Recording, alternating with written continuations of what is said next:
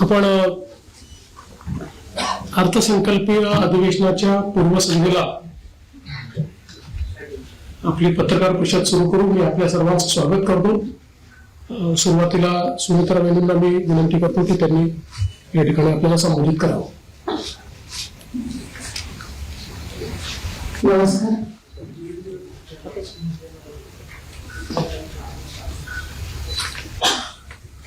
आपल्या महाराष्ट्राचे माजी मुख्यमंत्री श्री देवेंद्रजी फडणवीस साहेब, उपमुख्यमंत्री एकनाथरावजी शिंदे साहेब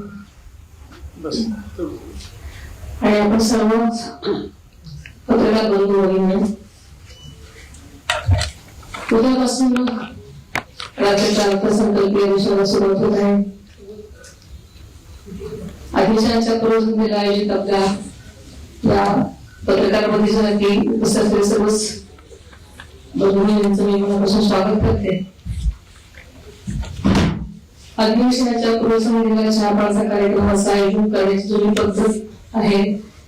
चहापानाचा कार्यक्रम केवळ औपचारिक नसतो, तर तो संवादाचं प्रभावी मंच असतो. या मंचावर राज्याच्या विकासावर विधायक चर्चा व्हावी, जनतेचे प्रश्न सरकारपर्यंत पोहोचावे आणि त्यावर मार्ग निघावे याचे सगळे अपेक्षित असतात. यंदाचे अधिवेशन हे माहिती सरकारचं दुसरं अर्थसंकल्पीय अधिवेशन आहे.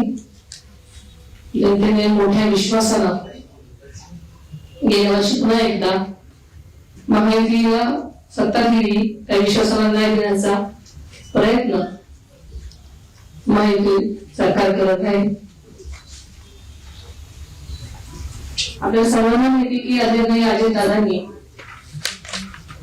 11 वेळा राज्याचा अर्थसंकल्प सादर केला.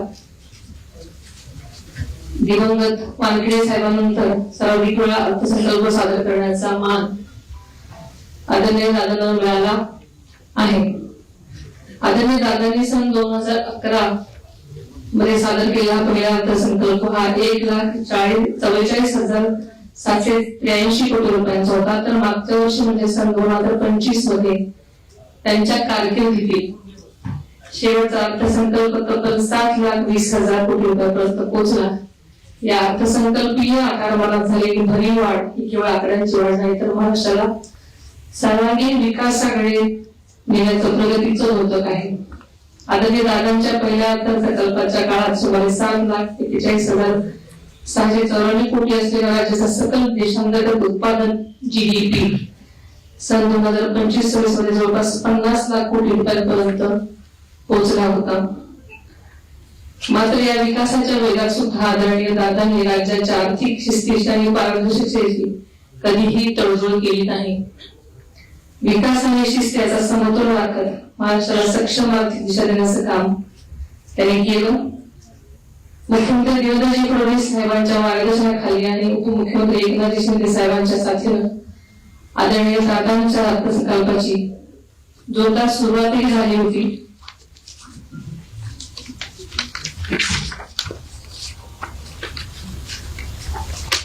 मात्र यंदाचा अर्थसंकल्प त्यांच्या कारकिर्दीचा 12वा अर्थसंकल्प ठरला असता मात्र नीटच्या मनात काहीतरी वेगळंच होतं आणि अचानक आपल्याला सोडून ते गेले.